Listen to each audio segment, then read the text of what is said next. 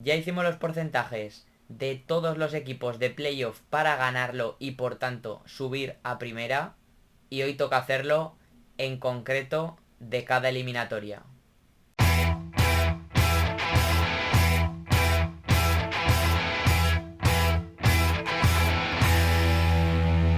Muy buenas y bienvenidos a un nuevo vídeo en el canal. Hoy toca hablar y analizar los dos partidos de ida, ese Almería-Oviedo y Racing Mirandés, como también los de vuelta que dependerán evidentemente de los primeros, ese Oviedo-Almería después y por supuesto el Mirandés Racing de Santander, que decidirán los dos finalistas en playoff para ese ascenso a primera división. Por tanto, hoy toca dar claves y porcentajes.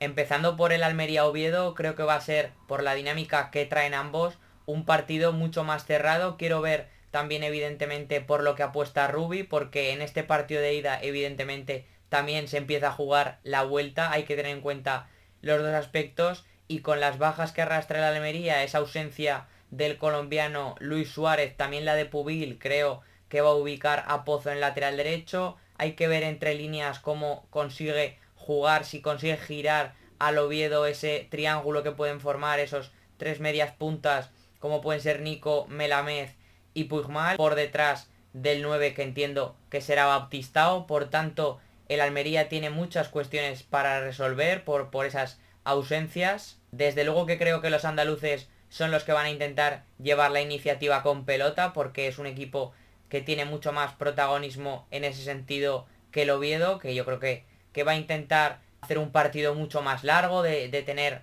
controlado todo a través de ese dominio que tiene en su área, en área propia, porque ahí es muy dominante, como ya analizamos el otro día en el vídeo. Entre la mejoría defensiva del equipo de Rubi, del Almería, que en los últimos partidos, sobre todo por ese compromiso, ese trabajo sin balón, creo que evidentemente ha mejorado mucho en ese sentido, ha crecido a nivel competitivo, es un equipo que domina más registros, que tiene más opciones y que por tanto ha mejorado, pero evidentemente las bajas son muy claves, y el Oviedo pues también llega con bajas importantes. Creo que sobre todo el caso de Alemão y de Chaira, aunque en este caso del extremo lleva ya bastante tiempo fuera de los terrenos de juego. Yo creo que por ello va a apostar Paunovic por un cuatribote en el medio, con Seoane, Cazorla, Sibo y Colombato, que van a ser seguramente los escuderos de Hassan y de, entiendo, para Chip si no llega el brasileño Alemão. Puede ser una de las claves, hacerse fuerte a nivel grupal, a nivel competitivo, colectivo, como venimos viendo al Oviedo desde la llegada del técnico serbio. Por tanto, los dos equipos, unos de una manera con el bloque más bajo y otros con el bloque más arriba, y esa mejoría de Fernando, yo creo que el partido va a estar cerrado y que desde luego hay que tener muy en cuenta el balón parado, porque son dos equipos que tienen grandes lanzadores y rematadores, aunque por momentos no lo hayan demostrado tanto. Así que mis porcentajes de la eliminatoria, ojo, de la eliminatoria, insisto, no de este primer partido, sino de los dos, tanto contando el primero en Almería como el segundo de la vuelta en el Tartiere, en Oviedo. Yo voy con un 53% para los de Paunovic y un 47% para los de Rubi. Hay que tener en cuenta, como ya comentamos en su momento, que en caso de empate tras la vuelta y después de esa prórroga, en caso de que se necesitase,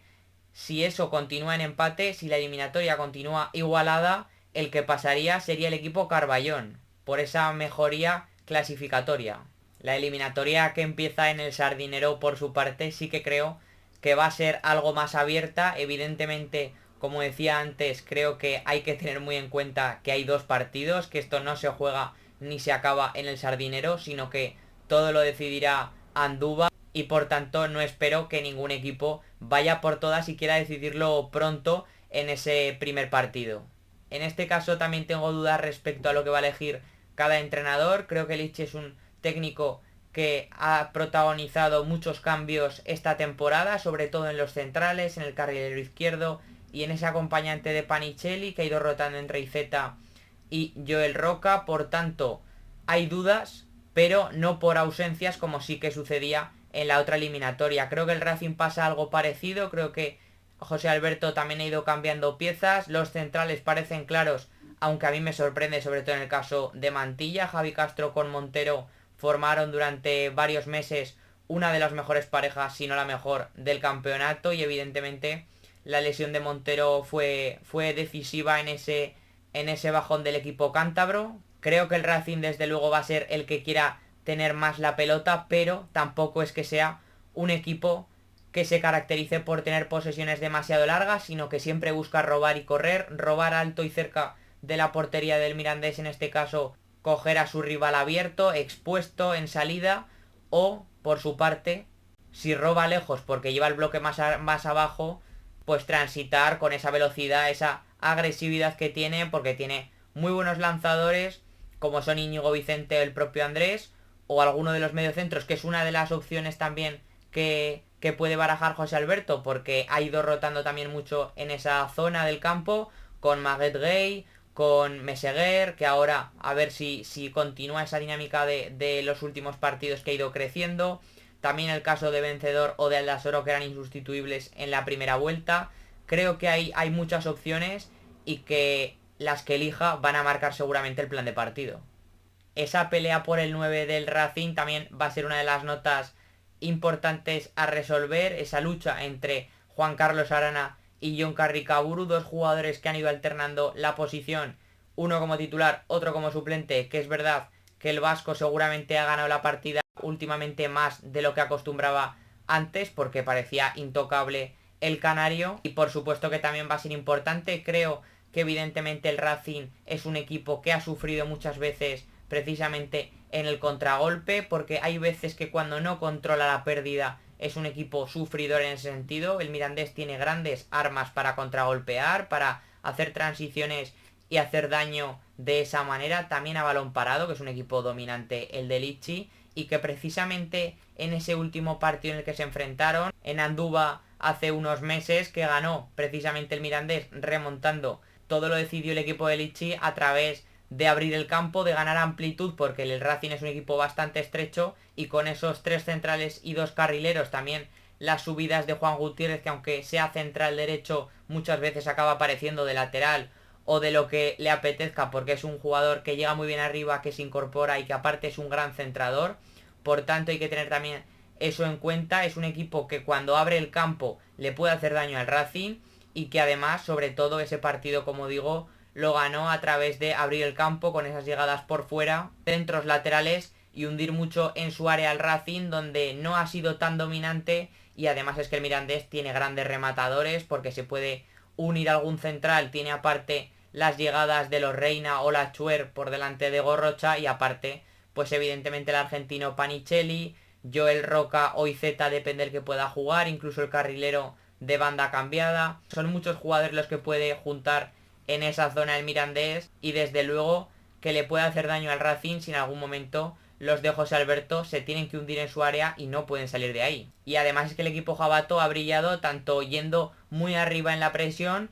como bajando el bloque, que seguramente lo hará tanto una cosa como otra por momentos en el Sardinero. Pero también hay que tener en cuenta que el Racing es un equipo que también lo hemos visto de manera camaleónica, porque recuerdo precisamente ante uno de los ascendidos, el Elche, en el Sardinero, donde el equipo de José Alberto cambió totalmente su manera de jugar, yendo mucho más atrás, no presionando tanto y dejando libertad para el conjunto de Sarabia tuviera la pelota, pero el Racing no sufriera con ese bloque medio bajo, bien ordenadito y protegido por dentro, junto, estrecho como se suele caracterizar, y a partir de ahí intentar robar sin ser excesivamente agresivo en la presión, pero sí siéndolo mucho cuando robaba la pelota. Por tanto, creo que este partido y en general la eliminatoria va a estar más abierta, pero probablemente lo decidirá todo Miranda de Ebro. En este caso el que lleva ventaja es el Club Deportivo Mirandés, porque quedó cuarto, es decir, tiene esa ventaja de que en caso de empate, de que vaya todo igualado tras los 180 minutos y después también de una posible prórroga, pase la eliminatoria y por tanto llegase a la final superando al Racing. Pero yo aún así, en mis porcentajes en este caso, voy a apostar por un 52% para el equipo cántabro, el de José Alberto, y un 48% para los jabatos, los rojillos de Alessio Lichi.